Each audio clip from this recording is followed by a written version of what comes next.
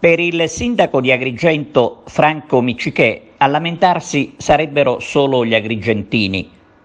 Del resto non abbiamo notizia se al coro di indignati si aggiungono anche dei forestieri, visto che i lavori in via Luca Crescente sono arrivati quasi a Porta Aurea, da dove si accede per la Valle dei Templi, luogo frequentato non solo dagli agrigentini, ovviamente.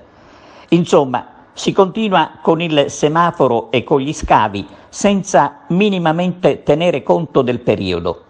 Al sindaco viene chiesto di chiedere all'impresa di lavorare almeno il sabato per recuperare tempo e ridurre la vergogna, ma ad oggi nessuna novità al riguardo.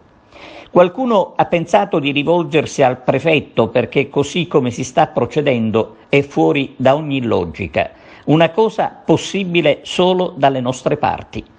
Forse è utile ricordare che ci troviamo nei pressi di Porta Quinta ed immaginiamo cosa succederà tra qualche giorno quando per far visita alla valle i turisti dovranno fare la coda al semaforo sotto il sole, ma anche a piedi dovranno stare attenti alla inevitabile confusione.